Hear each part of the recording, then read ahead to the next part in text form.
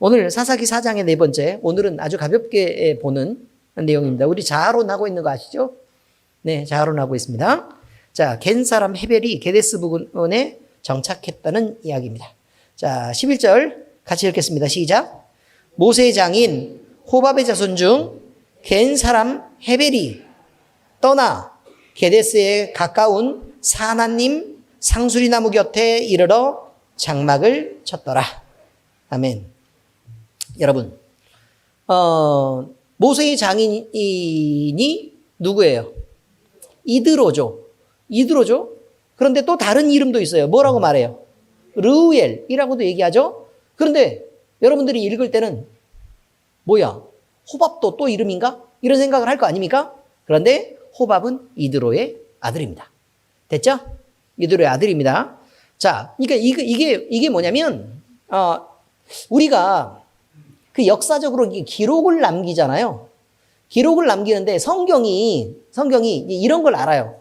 사람이 지어낸 거라면 이건 확인을 하겠죠. 그렇지 않습니까? 지어낸 거라면 확인을 하겠죠. 그렇지 않습니까?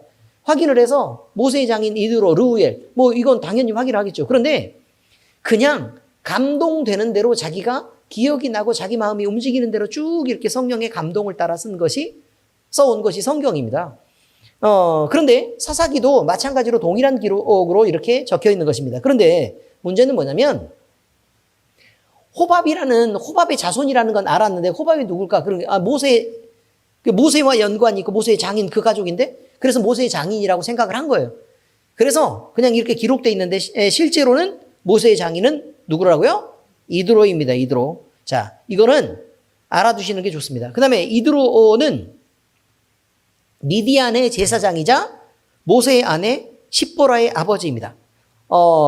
장인이면 뭐 아내의 아버지인 거 맞겠죠? 그죠? 저도 아내의 아버지를 장인이라고 불러요. 근데 그 다음 페이지에 보면요. 지도가 보여요. 지도 보이시죠? 지도 두 개가 나와 있는데 지도 보여요? 네. 거기 보면 자, 여기에 지금 요 끄트머리만 나와 있는 거기 이집트라고 나와 있는 데 있죠? 아프리카 대륙이 지금 현재 여러분의 어느 쪽에 있어요? 지금 오른쪽에 있죠? 오른쪽에 아프리카 대륙이 있고 그 다음에 그 왼쪽으로 넘어오면 삼각형이 한 개가 있고 그 미디안이라고 얘기하는 게 사우디아라비아 북쪽이에요. 아시겠어요? 어디라고요? 사우디아라비아가 있는 그쪽 아라비아 반도의 북쪽에 그 서북 쪽에 있는 곳이 미디안이라 이거예요. 근데 그 땅에서 이드로가 지금 제사장을 하고 있었다고 얘기를 하잖아요. 그죠? 제사장을 하고 있으니까 그러면 우상을 섬겼겠지라고 사람들이 대부분 생각을 한단 말이에요. 그런데 그때 당시에 지금 성경이 기록이 된 게 어떻게 기록이 되어 있는 거냐면 성경이 이스라엘을 중심으로 기록이 되어 있는 거예요. 이스라엘 중심으로 기록이 되어 있으니까 그럼 그 바깥쪽에 사이드 쪽은 기록을 잘 하겠어요? 안 하겠어요? 안 하겠죠. 그런데 하나님의 성령의 나타나심은 그러면 예를 들어 하나님이 직접 나타나 가셔가지고 아브라함을 불렀을 때도 아브라함은 누구한테 하나님을 배운 게 아니잖아요. 이해가 되시죠? 무슨 말인지? 누구한테 하나님을 배운 게 아니에요. 그 인생 가운데 하나님이 찾아오셨고 갑자기 나타난 하나님이 너 본토와 친척과 아버지의 집을 떠나 내가 지시할 땅으로 가라. 그럼 나는 네 하나님이겠고 너는 내 백성이 되는데 내가 내게 복이 되게 하고 내가 너를 번성하게 해서 너에게 그리고 너 자손을 통해서 복을 주고 네가 복이 되게 하겠다. 이제 이렇게 얘기를 합니다. 자, 여러분 문제가 뭐냐면요. 문제가 우리가 지금 하나님을 알고 있는데 하나님을 우리가 가르치지 않으면 우리가 하나님을 전혀 알지 못할 거라고 우리가 생각하잖아요. 누군가에게는 복음을 전해야지 하나님을 알 수 있을 거라고 생각하잖아요. 근데 저 같은 경우도 원래 교회를 다녔던 게 맞아요. 다녔던 게 맞는데 어느 누구도 예수를 믿어야 구원을 얻는다는 말을 해주질 않은 거예요. 20살이 될 때까지. 근데 혼자 기도를 했단 말이에요. 내가 하나님의 존재가 믿어지지도 않고 도대체 하나님이 확신되지도 않는데 예수님을 믿는다고 학생회부터 이렇게 쭉 다녔던 사람들의 꼬라지를 보니까 공부도 지지리도 못하고 나가서 막 이렇게 학생회 한다고 이렇게 남자애들, 여자애들 같이 어울려 다니면서 같이 놀기나 하고 이런 사람들이 대반 아니었어요. 진짜 열심히 사는 애들은 교회를 안 다니는 애들이었다는 얘기예요. 제 친구들은 교회를 안 다니는 애들이었어요. 그러면서 드는 생각이 뭐냐면, 야, 저 시간에 저렇게 놀고 저렇게 할 때 공부를 하지. 이런 생각을 했어요. 바른, 아마 제 생각하고 똑같은 생각의 그룹 쪽에 이승숙 집사님이 있어요. 교회를 다니는 사람들을 보면 그런 생각이 들었었다는 얘기예요. 그런데 문제는 뭐냐면 아무도 예수님이 그리스도라고 말해주지 않는 그때에 나는 예수님을 안 믿기로 작정을 했다는 거예요. 안 믿기로 작정을 했다. 그래서 믿지 말아야겠다. 근데 두 가지 때문에 있어요. 1번, 내 인생이 한 번뿐인데, 인생은 한 번뿐인데 나는 헌금을 교회에다 그렇게 많이 갖다 바치는 것은 도저히 용서할 수가 없다라는 게 1번이었어요. 아니 11조부터 시작해서 일단 10분의 1은 아니 돈도 지금 벌고 있지도 않아요. 20살이니까. 돈을 벌고 있지도 않은데 내가 그때 당시에는 무슨 꿈을 꾸고 있었는가냐면 내가 좀 공부를 해가지고 장사를 좀 했으면 좋겠다라는 생각을 했어요. 장사를 좀 했으면 좋겠다. 근데 난 장사를 진짜 잘할 자신이 있었거든. 신기하죠? 20살 때 장사를 꿈꾸고 그래서 내가 장사를 배워야겠다라고 생각을 했었는데 근데 문제가 뭐냐면 문제가 하나님이 내가 돈을 엄청 많이 벌 텐데 그 돈을 11조로 하는 건 너무 이게 속이 상한 거야. 미리. 돈도 아직 안 벌었어. 하나도 안 벌었어 지금. 장사도 시작도 안 했고. 지금 이건 이해가 가요? 박진아는 이해 돼, 안 돼? 이거 이해가 잘 되지? 아니 세상에 있는 아주 많은 사람들이 갖는 생각일 거예요. 아주 많은 사람들. 난 도저히 용서가 안 돼. 응? 그 다음에 뭐 교회 가서 헌금 봉투를 보면 우린 시골에 있었으니까 헌금 봉투가 그냥 없어요. 그냥 바구니가 돌면 그냥 그게 끝이에요. 그때 당시 왜냐면 봉투를 사고 어쩌고 할 만한 상황이 못 되니까 전라남도 한평군 손불면 산남리에 있는 산남교회를 다녔어요. 근데 거기 뭐 봉투 바꾸고 어쩌고 할 것도 없고 그때는 종이도 귀했을 때고 뭐 펜도 없고 그다음에 문제는 그때 당시에는 한글을 다 알지 못했어요. 모든 사람이. 아니 다 아는 것은 아니었다 이 말이에요. 모두가 몰랐다가 아니고 다 아는 것은 아니었다 이 말이에요. 그래서 할머니들 중에서는 자기 이름을 못 써가지고 이렇게 해서 이름 써달라 그런 사람도 있고 특별한 언급을 할 때는 봉투를 써야 되니까 그 해달라 그런 사람도 있었고 그 다음에 차를 타려고 버스를 타려고 이렇게 서 있잖아요. 그럼 초등학생들을 이렇게 붙잡아가지고 저기 어디 가는 버스인지 좀 봐달라고 얘기하는 사람들이 있었어요. 뭐 여러분은 잘 모르겠지만 시골에는 그런 사람도 있었어. 그 다음에 제 친구들 중에서도 초등학교 중퇴를 한 애들도 많고 돈 벌러 간다고 초등학교만 졸업하고 중학교로 안 가고 그냥 학교를 그만두고 일하러 간 애도 많고 왜냐면 지금 필리핀보다 우리나라가 그때 훨씬 못 살 때 얘기니까 훨씬 못 살 때 학교 저기에 적혀 있는데 뭐라고 적혀 있었냐면 우리 모두 힘을 모아 그 표가 이거 학교에 적혀 있어요. 학교에 정면에 건물 맨 위쪽에 우리 모두 힘을 모아 100억 불 수출 달성하자 이렇게 돼 있어요. 100억 불. 100억 불이면 돈이 얼마 정도 돼요? 100억 달러니까 10조? 맞아요? 100억 불이면 10조죠. 10조. 10조면 우리나라 기업 하나가 10조 해요. 무슨 의미인지 아시겠죠? 우리나라 기업 하나가 10조를 한다고 지금은. 그런데 그때 당시에는 전 국민이 힘을 모아서 뭘 하고 있었냐면 잔디씨를 이렇게 따가지고 편지 봉투에 이렇게 담아가지고 내면 그걸 수출하고. 그 다음에 쌀이 많이 없어지니까 쥐를 잡아야겠다. 그래서 쥐꼬리를 모았고. 그 다음에 뭐 쌀이나무 같은 걸 이렇게 해서 쌀이씨도 이렇게 했고. 그 다음에 막 풀 같은 거 길게 예쁘게 자라는 띠라고 얘기하는데 그것도 이렇게 잘라가지고 다 모아서 그것도 다 수출했고. 이런 것들이 우리나라가 엄청 가난했을 그때의 얘기라 그 말이에요.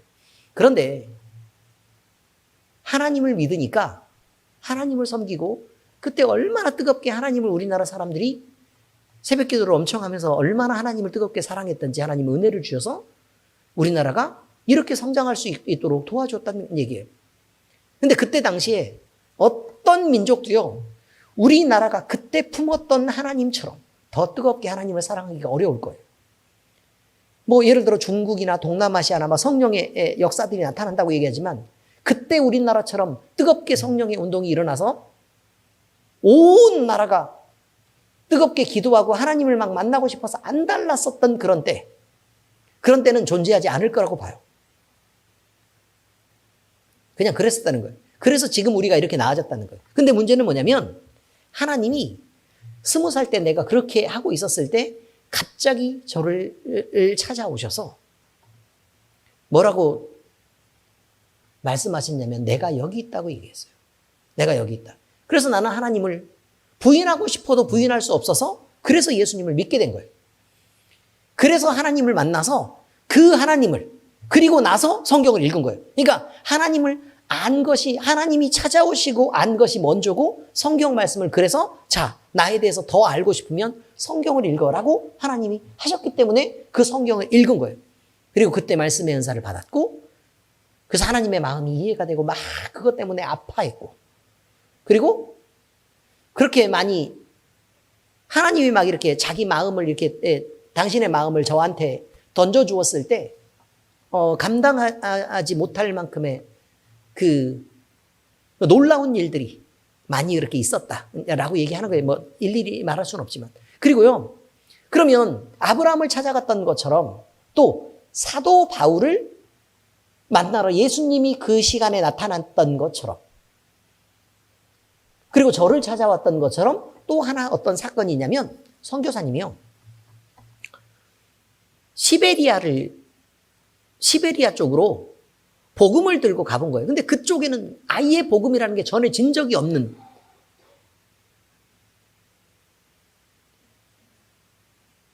어떤 사람도 예수님을 알지도 못하고 선교사님도 들어간 적도 없는 그런 곳에 갔는데 언제 가보니까 사람들이 마을에 모여가지고 하나님을 예배하고 있더라는 거예요. 하나님을 예배하고 있더라는 거예요. 그리고 이미 선교사님이 올 걸 알고 있더라는 거야. 어떻게 알았냐 그랬더니 하나님이 알려주셨고 성경책을 갖다 준다 그랬대. 그래가지고 그곳에 있는 원주민들이 그 성경을 기다리면서 그곳에 모여가지고 교회라고 해놓고 나서 갑자기 십자가가 딱 보이니까 얼마나 놀랬겠냐는 얘기야. 그래가지고 거기를 가봤더니 무슨 일이 일어나냐면 진짜 교회에서 이렇게 딱 들어가서 기도를 딱 시작하는데 어마어마한 폭풍 같은 바람 같은 소리가 와 이렇게 울리더라는 거예요. 그래가지고 그 안이 뿌옇게 임재의 구름이 그곳을 덮어가지고 그곳에 하나님이 직접 나타나가지고 예수 그리스도에 대해서 알게 하신 거예요. 각 사람들에게. 그래서 이 사람들이 그 마을이 복음이 전혀 전해지지 않았는데 그곳에서 예수님을 믿고 있더라는 거야. 근데 이 사람들은 궁금해서 죽을 것 같죠. 왜냐면 본인들이 체험한 그 놀라운 권능의 신이 있는데 그 권능의 신이 뭐라고 얘기하냐면 예수님이라고 얘기했고 예수님이 그리스도라고 얘기했기 때문에 이미 믿고 있는 거야. 그런데 이 사람들이 성경책이 온다 그러는데 그게 막 너무 궁금한 거죠. 그래서 마을 사람들이 다 모여있더래. 마을 전체가 다 믿고 있는 거예요. 이제 얼마나 놀랍도록 역사를 했는지. 그래가지고 보니까 사람들이 막 눈물로 그 성경을 다 받아가지고 그걸 막 알고 싶어서 막 이제 안달이 난 거예요. 이런 일이 있더라는 거예요. 자, 왜 제가 이 얘기를 하냐면 여기 이시 한 명 나오잖아요. 이드로. 네. 미디안의 제사장이라고 얘기를 해요. 미디안의 제사장. 근데 이 미디안의 제사장이 미디안 땅에서 그럼 어떻게 복음을 알았겠느냐는 거야. 하나님은 어떻게 알아서 이 사람이 하나님을 섬기는 제사장으로 설 수 있었을까? 왜냐하면 이 이름을 보면요. 하나님의 친구. 이렇게 돼 있어요. 뭐 어디에 나와 있죠? 6번째 줄이요? 제가 눈이 안 보여가지고. 아무튼 그냥 그래요. 뜻이 그래요. 아무튼 그렇습니다. 문제는 이름이 그래요. 하나님을 섬기는 제사장이라고 얘기하는 거예요. 원래 르우엘이잖아요. 르우엘. 그죠? 근데 이드로라고 부르고 있더라는 거예요. 이드로. 자, 그러면 이 사람이 그렇지. 하나님을 섬기는 사람이구나 라고 알 수 있었는데, 그러면 이 사람이 어떻게 하나님을 믿을 수 있었을까라는 거지. 어떻게 하나님을 믿을 수 있었을까? 이것은 강권이에요. 하나님이 그 자리에서 아브라함에게 나타나셨던 것들처럼 미디안 땅에 살고 있는 이드로에게도 하나님이 계시를 하신 것이고, 그가 그 놀라운 신을 알고 그 신을 섬기고 있었던 것이라 이 말이에요. 그런데 알고 보니까 모세도 누구를 섬기고 있어요? 하나님을 섬기고 있죠. 그러니까 이것이 하나님이 자기가 정해서 믿게 하고자 하는 사람들을 하나님이 놓치는 법이 있느냐라는 거예요. 그런 법은 없다. 어느 날이요, 정신적으로 심각한 문제가 있는 남편과 디스크가 한 3군데더라고요. 있는 그 젊은 부부가 돌이 된 꼬마를 하나를 안고 저를 찾아와서 기도를 받겠다고 얘기하는 것입니다. 기도를 받겠다고 얘기해요. 그런데 이분들이 이제 물론 기도받고 회복돼서 우리 교회 전도사님으로 있어요. 근데 우리 사모님이 기도를 받으려고, 그 남편 때문에 왔죠. 그러게 우리 전도사님의 자랑은 그거예요. 내가 정신질환이 없었으면 기도를 받으러 왔겠냐. 기도를 받으러 왔으니까, 내가 기도를 받으러 왔으니까 당신도 예수님을 믿고 이렇게 구원을 받을 수 있었지. 이것이 가장 큰 자랑 아닙니까? 지금도 사모님이 전도사님한테 이뻐 보이려고 머리도 저렇게 열심히 하고 그렇대요. 문제는요, 이거예요. 지금 신씨 집안이 영적으로 굉장히 안 좋아요. 굉장히 안 좋아요. 그건 뭐 우리 사모님도 너무 잘 알고 있는 상황이고 굉장히 안 좋아요. 그런데 거기서 하나님이 이렇게 역사하셔서 결국 우리 교회로 오게 했어요. 우리 교회로 오게 하고 딱 기도를 받으려고 딱 왔는데 하나님이 당장 딱 하시는 말씀이 그거예요. 내가 너를 불렀다. 아니, 그냥 부를 때는 우리 전도사님을 부르는 것처럼, 당장 급한 사람은 누구예요? 전도사님인 거죠. 그런데 그렇게 전도사님만을 위해서 부르지는 않았다는 거예요. 당장 딱 이렇게 음성으로 들려주는 경우가 이게 많지 않아요. 여러분, 제가 맨날 기도하니까 맨날 이게 주의 음성을 듣고 막 이렇게 사는 것처럼 여러분은 착각할지 모르지만, 전 이게 공군에 근무해서 기도 듣고, 근데 그렇게 흔하지가 않은데 내가 너를 불렀다예요. 근데 신기한 거는 뭐냐면, 하나님이 이 사람을 만지실 때 원래 신희정 사모님처럼 똑똑한 사람이 어디 있어요? 신희정 사모님한테 내가 기도해 주지 않고 예수님 믿으세요 그러면서 복음을 쫙 설명했다고 생각해봐요. 그러면 저 사람이 믿었을 것 같으세요? 어떻게 생각하세요? 본인한테 물어볼까요? 믿었을 것 같으세요? 그러지 않았겠죠. 말은 또 얼마나 잘하는데요. 그럼 제가 이겼을 것 같으세요? 본인이 안 믿고자 하면 제가 이길 수 있는 방법이 없어요. 저도 말을 좀 하는 편이지만. 그렇지 않습니까? 안 믿기 때문에 뭘? 안 믿어진다는데 뭘? 근데 그 순간에요, 다른 것 아무것도 하지 않았어요.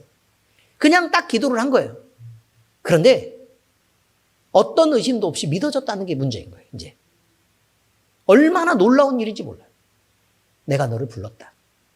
아브라함에게 찾아가서 하나님이 나타나셔서 나는 네 하나님이다 라고 얘기했던 것과 똑같은 사건이 그 현장에서 벌어진 거라, 그 말이에요.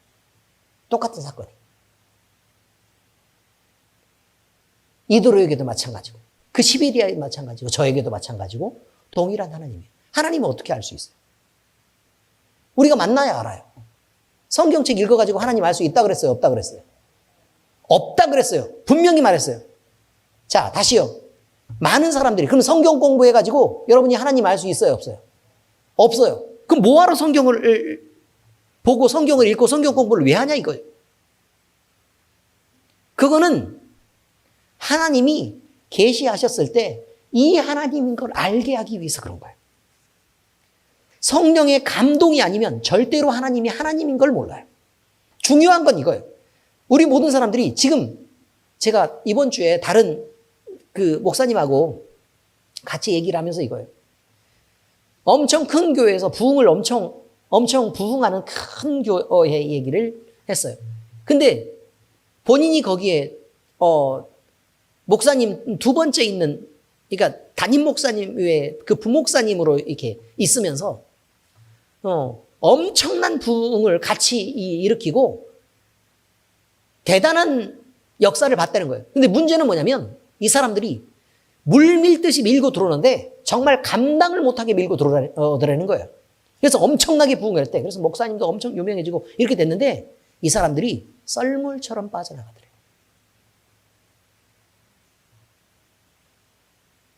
근데 목사님이 부흥을 한참 하고 있으니까 이분들을 모두를 감당할 수가 없더라는 거야.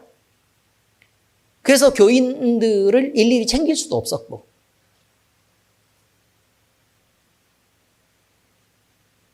그래서 저는 그런 얘기들을 들으면서, 그러면서 이 목사님이 뭐라고 말씀하시는 거냐면, 나는 그게 갈급했다는 거야. 하나님을 직접 만나는 것.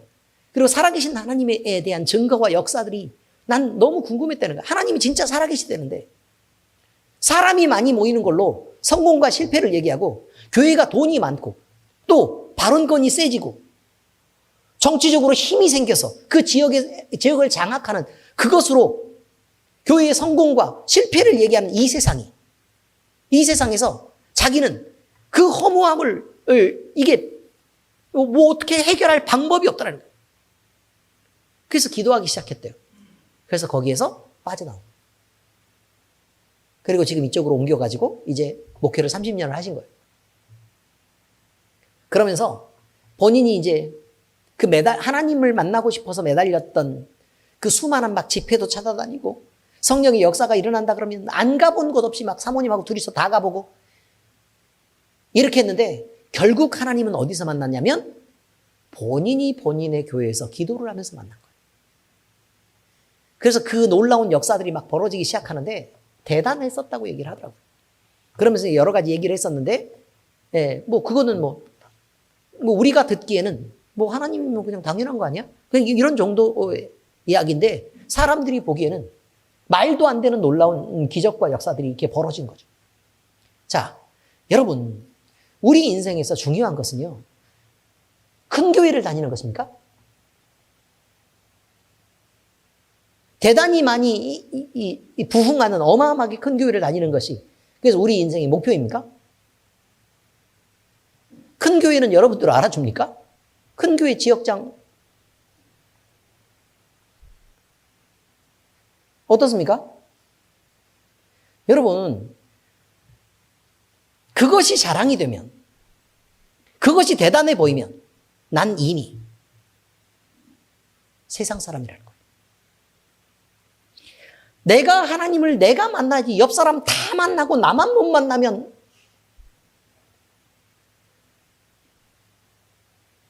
그러면 그건 어떻게 되는 거예요? 중요한 거는요, 내가 만나야 되는 거 아닙니까? 그래요, 안 그래요? 그렇죠. 내 안에 성령의 역사가 있고 내가 하나님을 알고 내가 하나님으로 깊어지면 여러분, 큰 교회를 가든 작은 교회를 가든 그것이 인생의 성공이 되는 거예요. 그래서 내가 예수를 믿게 되고 그 예수 때문에 내 영혼이 살아나고 영생의 약속을 보장받고 그 일이 남도 아닌 바로 나에게 이루어졌다는 거예요. 어떻게 내 인생 가운데서 수많은 사람들이 저렇게 버려져서요, 세상을 찾아서 돈을 찾아서 또 자기의 만족과 행복을 찾아서 저렇게 움직이는 많은 사람들을 보시라고요. 지금 여러분이 예수를 알기 전과 비교해서 과연 그 사람들이 행복해 보입니까? 아니면 지금 우리를 그 사람들하고 바꿀 수 있습니까?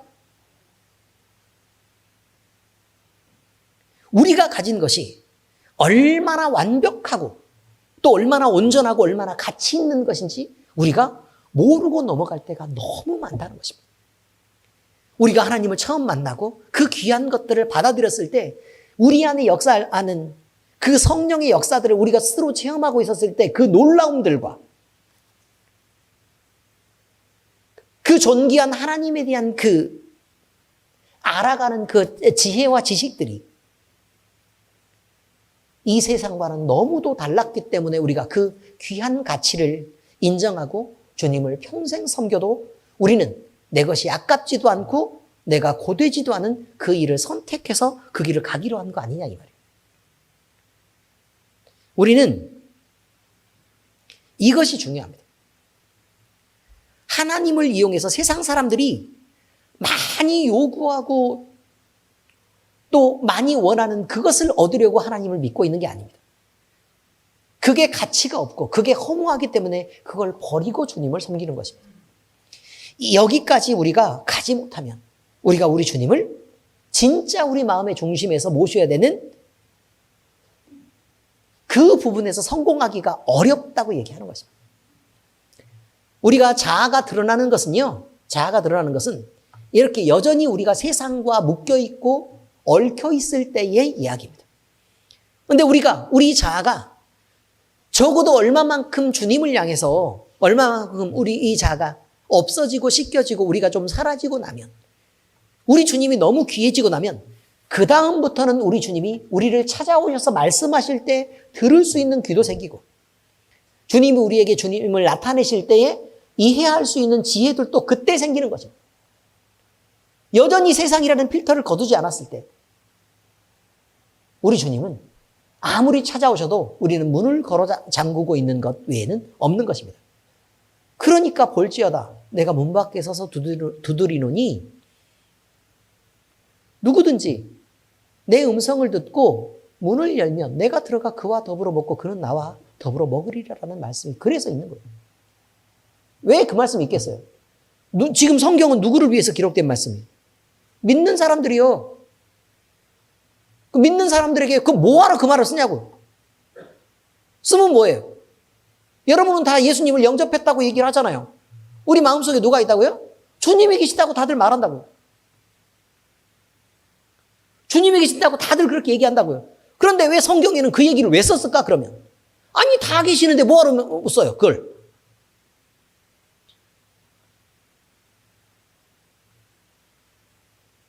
왜 주님이 우리를 향해서 문 밖에 서서 두드린다는 얘기를 왜 하냐고. 이거 안 이상해요? 그럼 왜 이 얘기를 썼을까라는 게 궁금해야 되잖아요. 왜 그랬을까? 아직 우리가 주님께 문을 열어드리지 못하는 것들이 많이 있다는 거예요. 계속 주저하고 있는 거예요. 주님인 줄 알아요.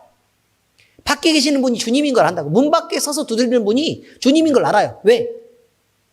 하나님이 우리에게 하나님을 알게 하셨으니까. 안다고요. 근데 그 주님에게 내가 내 문을 열어버릴 것인가? 아니면 계속 기다리라고 할 것인가? 라는 부분에 대해서 우리가 어떻게 결정을 하지? 아직 우리가 결정하지 못하고 있는 부분이 있다면 오늘 여러분의 마음을 뜨겁게 하고 주님을 향해서 문을 열어 제낄 수 있는 여러분들이 되시기를 예수 그리스도의 이름으로 축복합니다. 엄청 중요합니다. 그 사건이 인생의 어마어마한 전환점이 될 것입니다.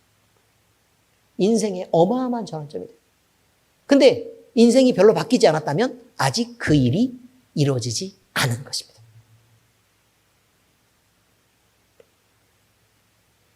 그래서요, 이 자아의 문제를 내 속에 있는 나를 온전히 꺼내서 그걸 비워두지 않으면 주님을 모시는 공간이 안 생긴다라는 얘기를 말하는 것입니다. 그 전에 이제 이야기가 있었습니다. 저는 제가 지어낸 얘기는 아니고요. 크리스마스가 이제 다가오고 있기 때문에 그 얘기가 자꾸 생각이 나더라고요. 어떤 예화냐면 어린이부에서 연극을 준비하고 있습니다. 어린이부에서 연극을 준비한 아마 그 얘기를 제가 전에 한 적이 있을 것입니다.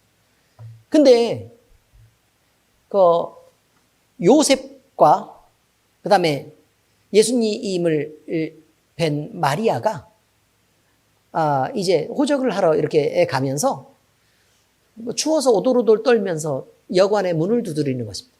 여관의 문을 두드리면서 이제 연극이니까 대사가 이거예요. 방이 있어요? 그러면 이제 A 여관에서 이제 그 여관 주인 일이 어떻게 하는 거냐면 저희 지금 방이 다 차서 방이 없어요. 죄송해요. 다른 데로 한번 가보세요. 이게 대사예요. 두 번째 여관을 갔는데 두 번째 여관에서도 저희 방 없어요. 라고 그냥 문도 안 열고 그냥 대답하는 거예요.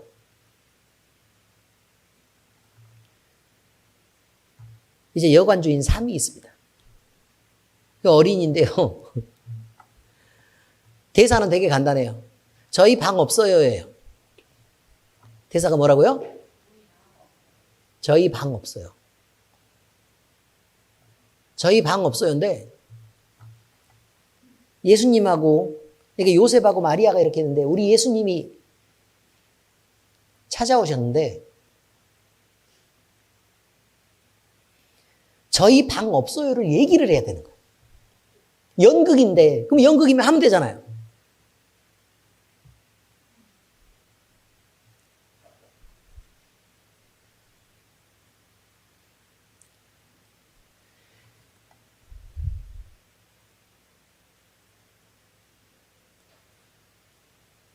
그 이야기를 못하고 울고 있는 것입니다. 연극을 지금 공연하고 있는데.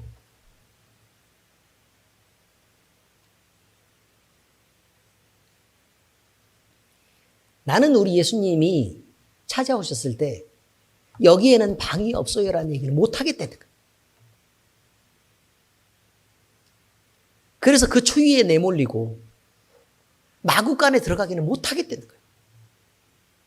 내 방이라도 내어줘야지. 예수님한테 여기는 방이 없어요 라고 마리아하고 요셉에게 그 얘기를 도저히 못하겠다고 애가 울고 있는 것입니다.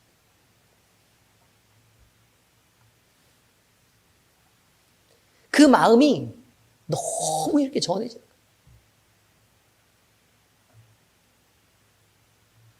우리는 어떻습니까? 우리 주님이 찾아오셔서 문 밖에서 문을 두드리고 계신다고 얘기할 때 아직 여기는 비지 않았어요. 지금 제가 이 자리를 차지하고 있거든요. 내가 나를 양보하기도 어렵고 내가 세상에서 내가 지금 누려야 될 것도 너무 많은데 주님 좀 마음 불편하게 거기서 좀 그러지 말았으면 좋겠어요 라고 우리는 얘기하는 사람이 아닌가라는 것입니다. 여러분 여기는 방이 없어요? 우리 안에 방이 없습니까? 그래서 주님을 외면하고 주님을 밀어내시고 그렇게 문을 활짝 열지 못하십니까? 정말 참 가슴 아픈 일입니다. 다음 이야기입니다. 호밥의 자손 헤벨은 야엘의 남편이라고 얘기합니다. 근데 이게 내용을 보면요. 이게 밑도 끝도 없이 쑥 들어가 있어요. 무슨 말이냐면 드보라하고 바락이 전쟁을 해야 되는 장면이 있어요. 그런데 그 위쪽에 뭐라고 나오는 거냐면 드보라에 대한 얘기가 나오고 그죠? 여선지자 드보라가 있었는데 어쨌든 뭐 하나님의 말씀을 들어서 자손 뭐 이스라엘 자손을 다스리고 있었다. 뭐 이런 얘기가 나오고 바락에 대한 얘기가 나오잖아요. 바락에 대한 얘기가 나오는데 하나님의 명령을 들었음에도 불구하고 그가 드보라랑 같이 가면 가겠다고 얘기하지만 같이 안 가면 안 가겠다고 얘기하더라 라고 얘기하는 그래서 올라가라 내가 반드시 함께 갈 거다라고 얘기하는 내용이 나옵니다. 그리고 나서 지금 오늘 내용을 빼면 그 다음에 뭐가 나오는 거냐면 이제 드보라하고 바락이 이제 전쟁을 하러 가가지고요. 다볼산으로 이제 가잖아요. 다볼산으로 가니까 그 다음에 이제 그 시스라가 어디로 와요? 기손강 맞죠? 기손강으로 이제 쭉 이렇게 병거들을 모아가지고 이제 전쟁을 하려고 이렇게 모아가지고 와서 이제 전쟁을 하는 내용이 나옵니다. 근데 갑자기 오늘 그 사이에 뭐가 끼어 있는 거냐면 오늘 내용인 이 내용이 끼어 있는 것입니다. 헤벨이 게데스에 가까운 시아나님 상수리 나무 곁에서 장막을 쳤더라. 이런 얘기가 갑자기 나와요. 왜 갑자기 이게 끼었을까? 밑도 끝도 없이 이게 갑자기 낀 게 아닙니다. 왜냐면 헤벨의 아내가 있습니다. 헤벨의 아내. 헤벨의 아내가 누구냐면 야엘입니다.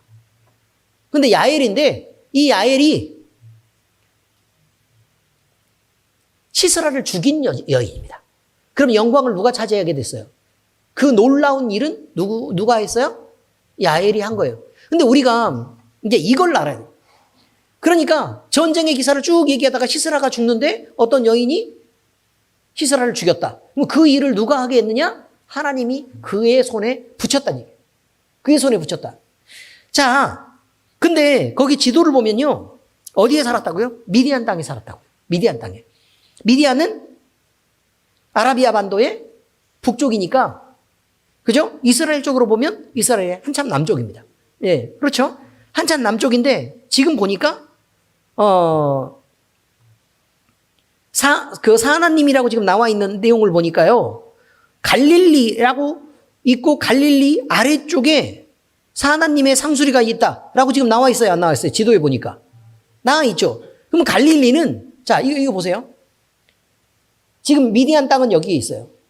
그리고 한참 위쪽에 뭐가 있는 거냐면 사해가 있어요. 사해에 요단강이 쭉 이렇게 흐르고 있고 이 위에 갈릴리가 이렇게 있다고요. 갈릴리가 있어요. 그럼 이 갈릴리 바로 아래쪽에 뭐냐면 사하나님의 상수리 나무가 있다는 얘기예요. 여기까지 이해가 되셨죠? 미디안 사람이 어디까지 올라갔다고요? 여기 위에 사하나님의 상수리 나무 근처까지 갔다. 자, 그러면 이렇게 기록했어요. 그럼 만약에 거기에 있지 않았었으면 시스라를 죽일 수 있을까요? 없을까요? 없었을 거란 얘기예요. 시스라를 죽일 수 없었을 거다. 근데 우리가 그냥 생각을 한번 할 때는 뭐라고 생각하냐면 한편으로는 이런 생각을 할 수 있어요. 이 아래쪽은 미디안 땅은 너무 척박하잖아. 사막이잖아. 어디에 나와요? 갈렙이 자기의 딸을 시집 보내면서요. 시집 보내면서 거기에 그 아래쪽에 땅도 주고 그 윗샘과 아랫샘에 물도 샘도 이렇게 주는 내용이 나와 있죠. 근데 거기는 척박한 땅이라는 얘기 나와요, 안 나와요? 그리고 미디안 사막이에요, 또. 그러니까 거기에 있는 것보다는 아무래도 지금 요단강이 흐르고 있는 그 바로 옆쪽에 있으니까 당연히 그쪽은 농사를 짓기에도 좀 수월한 지역이고, 그리고 그쪽은 젖과 꿀이 흐르는 땅이라고 얘기했으니까 뭐 당연히 비옥한 땅일 것이 뭐 범람하고 이렇게 돼서 흙이 이렇게 좋은 흙들이 있어가지고 농사 짓기 엄청 좋은 땅일 거다라는 것은 우리가 그냥 상상해 볼 수 있어요. 그러니까 척박한 땅에서 살던 사람들이 아유 힘들어가지고 그냥 위쪽으로 올라와서 그냥 살았나 보다라고 생각할 수도 있다 그 말이에요. 그런데 하나님은 그것을 우연이라고 보는 게 아니라고. 성경은 뭐라고 얘기하는 거냐면 하나님이 미리부터 이 가족을 거기까지 이주를 시켰고, 그래서 거기에서 시스라를 만나게 했고, 헤벨의 아내인 야엘이 어떻게 했다고요? 그를 죽이게 만드는, 그래서 그의 영광을 취하게 됐다라고 지금 얘기하는 거예요. 하나님이 우리에게 척박한 환경을 인생에서 줄 수 있어요. 아시죠? 무슨 말인지? 그 척박한 환경이란 질병으로 고생하는 환경일 수 있고, 늘 일을 해야만 먹고 살 수 있는 어려운 환경일 수도 있고, 아니면 자녀가 내 말을 잘 듣지 않고 자식 때문에 문제가 되는 경우가 있을 수도 있고, 또는 남편이, 또 내 아내가 믿음으로 잘 살지 않아서 그런 가정에서 고난을 당하는 일일 수도 있다. 우리에게 광야는 수없이 많이 있어요. 근데 그 광야에서 살던 사람을 다른 땅으로 억지로 이주를 시킵니다. 그렇게 광야에서 힘들게 버티던 시간들에서 나름 위로가, 하나님에 속한 땅으로 이주를 시키면 그때부터는 뭐가 있다고요? 풍요가 있고 하나님의 위로가 있고 하나님의 공급하시는 것들을 통해서 살아가는 그의 나라가 존재한다고 얘기하는 것입니다. 이해가 잘 되셨죠? 그리고 하나님의 일을 하게 할 수 있습니다. 문제는요, 우리가 이제 1년을 거의 보내면서 이제 12월 달이 12월이죠, 오늘이. 1일이니까. 근데 하나님의 일을 하면서 피곤할 수 있습니다. 지칠 수도 있고, 남들은 아무도 안 하려고 그래가지고, 예를 들어 또 도랑에 떨어져 있는 쓰레기 줍는 이런 거 말이죠. 쓰레기 줍는 거 아무도 안 하려고 그래서 우리 다리 긴 김용구 간수 집사님이 가서 열심히 줍고 있습니다. 두루미인가? 두루두루 이렇게 두루두루 주우면서 아름다움을 갖춘다. 이게 두루미. 예.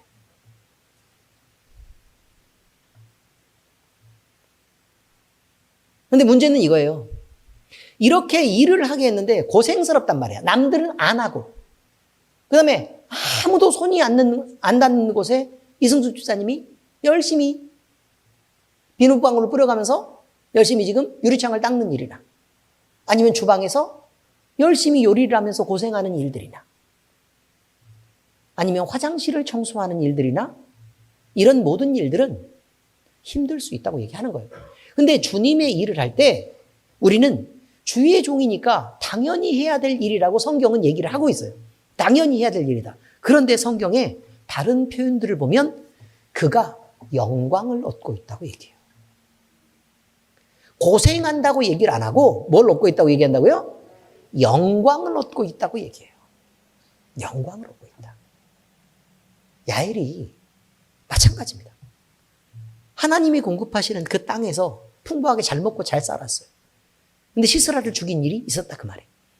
그런데 이 사람을 통해서 하나님은 그냥 우연히 그 일을 하게 하신 것처럼 보이지만 그 영광은 발락이 차지할 수 없는 영광이었다는 거예요. 남들이 막 욕심내고 그걸 차지하고 그 영광을 취하기 위해서 수많은 사람들이 동원되고 군대가 동원이 되는 사건이에요. 군대가 동원되는 사건이라고요. 그런데 막상 그 일을 해낸 사람은 한 명의 여인에 불과했고 그리고 성경은 그를 기록하기를 그 여인이 영광을 취했다는 거예요. 여러분이 하는 일은 많은 사람들이 하는 일이 아닐지도 모릅니다. 여러분이 하는 일은 소외된 일일지도 모르고 여러분이 하는 일은 남들보다 훨씬 더 수고스러운 일일 수도 있고 여러분이 하는 일은 내 것을 훨씬 더 많이 손해를 보면서 해야 되는 일일 수도 있고 또 여러분이 하는 일은 고난이 있고 고통스러운 일일 수도 있는 일이다 이 말이에요. 그런데 하나님이 그곳에 여러분 각자를 세웠을 때 나 아니면 안 되는 그 자리 야엘이 아니면 안 되는 그 자리 말이에요. 그 자리에 야엘을 있게 하셨다는 거고 그럼 여러분이 아니면 내가 아니면 안 되는 그 자리에 하나님은 있게 하신 것이고 그리고 그 여인을 통해서 그 여인에게 영광을 취하라고 한 것처럼 우리에게 하나님의 일을 하면서 하나님의 영광을 취하라고 말하고 있다는 것입니다. 하나님의 이끌림을 받고 또 주의 품에 있어서 주의 일을 하는 그 모든 사람은 영광스러운 것입니다. 모두 다 그 영광을 취할 수 있기를 우리 주 예수 그리스도의 이름으로 축복합니다. 이제 우리는 이런 모든 것들이 우연이 아니라는 걸 알게 됐습니다. 우리 자아를 드러내고 또 우리가 우리 자신을 지키려고 하는 모든 순간들, 그런 순간들이 얼마나 우리가 죄되고 예수님을 밀어내고 외면하는 순간들이었는지를 모두 느낄 수 있기를 바랍니다. 이제 우리 주님을 모시고 주님이 공급하시는 아름다운 땅에서 풍부한 것들을 공급받고 또 주님이 시킨 일을 하면서 하나님이 여러분에게 주시는 여러분의 영광을 모두 다 취할 수 있기를 예수 그리스도의 이름으로 축복합니다. 기도하겠습니다. 하나님 아버지 감사합니다. 우리로 예수 믿게 하신 것도 너무나 감격스럽고 또 이 세상에 많은 사람들이 예수님을 싫어하고 미워하는데 우리가 이 자리에 하나님을 예배하는 자리에 있게 하여 주신 이 큰 은혜를 생각할 때 하나님 놀랍고 감격하고 또 감사하지 않을 수가 없습니다. 아버지 하나님, 엄동설안의 추운 날씨 가운데서 우리 주님이 우리의 문 밖에 기다리고 문을 두드리고 계시는데 우리가 그저 걸어 담그고 우리 자신을 지키겠다고 또 우리의 자아를 우리 주님 앞에 내어놓지 않겠다고 버티고 있는 우리가 있다면 하나님 다시 돌아보고 우리 자신의 빈자리를 주님 앞에 내어드릴 수 있도록 주여 우리의 마음을 따뜻하게 하시고 주님을 향해서 열게 하시옵소서. 그래서 아버지 하나님 우리 주님이 더 이상 춥지 않고 주님이 더 이상 외면당하지 않으며 주님이 더 이상 외롭지 않도록 하나님이여 우리를 쓰시옵소서. 우리가 하나님 앞에 헌신하는 이 모든 일을 통해서 하나님 우리에게 영광 주시려고 하신 것을 우리는 이제 알고 믿고 감사를 드립니다. 아버지 하나님, 우리를 마음껏 사용하시고 주의 일을 이루시옵소서. 살아계신 우리 주 예수 그리스도의 이름으로 감사하며 기도합니다. 아멘.